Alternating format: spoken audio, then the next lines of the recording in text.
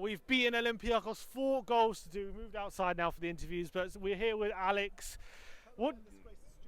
Yeah, a bit of a disgrace. We're not allowed to film inside, but whatever. We'll move on, as we always do. What do you make of the performance? Obviously, we're 2-0 down. Mourinho makes a change after half an hour. What were your thoughts at that moment in time? First half, I mean, it was like Poch was back in charge. I mean, obviously, I think first of all, Pochettino, thank you. Yeah, would you like to say anything to Pochettino? When that came out on, was it last week Wednesday? Yeah. I remember my heart just stopped. There was a few rumours I just heard from a few different people in the day, but I didn't really think anything of it, because sacking in the second week of international break is very odd. You'd usually expect it in the first, but just how it was relieved of his duties were the words, weren't they? Just ice cold from Levy. But I was so angry when it occurred. Enoch out, Levy out, everything. But I think a lot of Spurs fans went through the same thing I did. I slept on it, and you wake up and Mourinho's in charge at 6:30 in the morning, and you think, actually, maybe it could work. Maybe it could work because of just where it's, as Gary Neville said the other night, it's a marriage of convenience at the moment with Mourinho. But aside from that, Pochettino, thank you. Honestly, just thank you. I mean, what a 5-year adventure it was. I love that man. Welcome back anytime here. I think he'll manage us again one day, actually. I actually think You think he'll come back to Spurs? If the current board aren't in charge, which maybe they won't be by then, I think they will, because it seems like it didn't end very well between Levy and Poch. I actually think it could happen once he's got. I hope he wins as many trophies as he wants, really. All right, going back to the game today. We've beaten Olympiacos 4-2.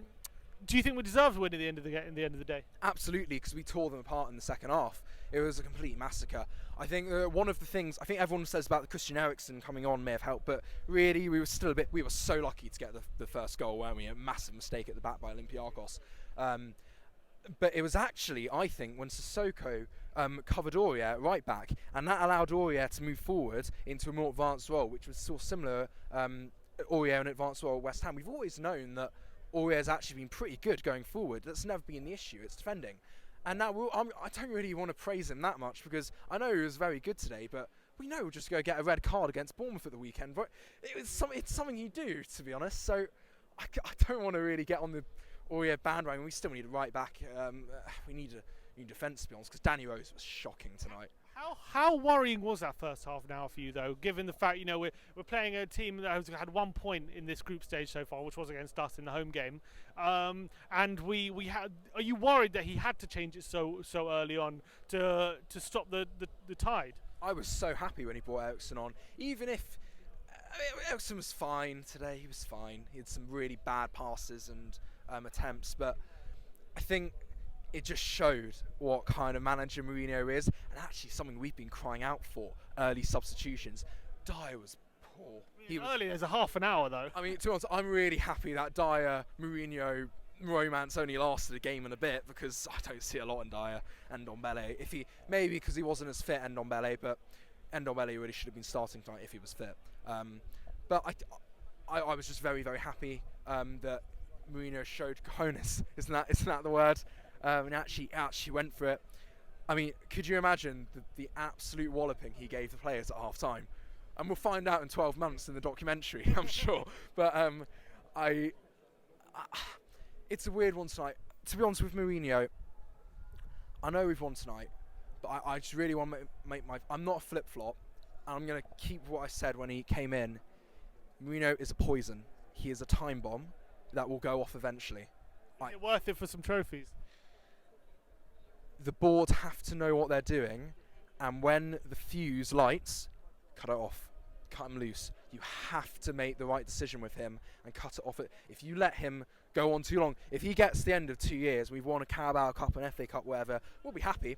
I'm sure we're starved of trophies, but you can't then give him another 3-year contract or something, because United did that and it ends in disaster, because then it justifies Mourinho, and you say, then he goes, all right, you know what, I've got some pull on the board now. And when that happens, Levy and Mourinho, it will go horribly wrong. Mourinho is a poison to any club. I'm really sorry for being as negative as that, but the thing is though, reason why at the moment it works is because if you get a manager like Eddie Howe, we could go grab Eddie Howe, as much as, born for a great club, but we could go get Eddie Howe now, bring him in. Harry Kane will go, actually, you know what? Another project, another 5 year. Why would I do that? Mourinho here, Harry Kane's going to stick around at least for a while longer now. The players are going to stick around a while longer, and actually think, you know what? We could actually do something this season. We could go win it. We're now through to the knockout stage of the Champions League. What do you reckon? Do you reckon we have a chance at that competition? We got to the final last year. Mourinho's won it twice with his tactical approach. And now, what do you reckon? Well, he wins games, doesn't he? And the thing about the Champions League is, group stage isn't that complicated. It's not the hardest thing. We got a pretty lenient group this year, as opposed to other years previously. But the thing is, though, is that it's 3 knockout rounds. It's just 3 knockout rounds, 3 2-leg knockout rounds. It's not. I think I'd expect that we'd go through the round of 16. We should be aiming to get to the quarters every year now. But the thing is, we're going to be facing someone who finished top of their group. We will, but that's the thing.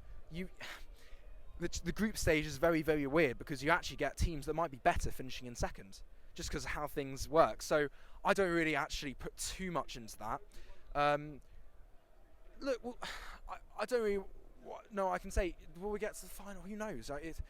As Mourinho said in the programme today, very, very fine margins. Very fine margins in the Champions League. He knows it best. I'm confident we could go far. No reason why we can't. We could be in for another magical adventure. But the fact is, we aren't going to get top 4 this year. I don't think we will. We're so far off. We've got to claw back a lot of points. Leicester and Chelsea, admittedly Chelsea, look very, very, very good. So, savour it, is what I'd say. So we've got a couple of months now till February to start up again. Just savour. We're in the Champions League for a while longer because we might have a year with no Champions League. And I mean, we were 2-0 down at the game. People behind me going, actually, Emmerdale Cup could go win it, But look at the stadium now. Look at it. Exactly. And as much as I think Mourinho is a time bomb, and it is going to go wrong at some point. I don't think anyone denies it's not going to go wrong at some point. The key is knowing when to cut them loose. I'm very excited about the next couple of weeks. The atmosphere at the end of the game, just in the bar there, was much better than in previous weeks, which maybe you'd expect, but, we'll see. Who's your man of the match quickly? Ooh, probably Delhi, but I think that Delhi was very, very good at picking up on the mistakes at the back for Olympiacos, because in midfield and their backline just weren't communicating very well, and he pounced on everything. And Dele Alli, it seems like he's trying to fix a lot of the mistakes he made. He's recognised we don't have a lot of big egos in the team, but Dele Alli might be one of the biggest we've got. And exactly, just back rub him as much as you can. Make him. You could even see him. Maybe Kane goes being captain one day, to be honest. And I think Dele's going to stick around for a while longer. I think Kane. Maybe he'll stay from the summer. If I was him, I'd go, to be honest. But, we'll see. Cheers for coming on, Alex. Nice one, mate.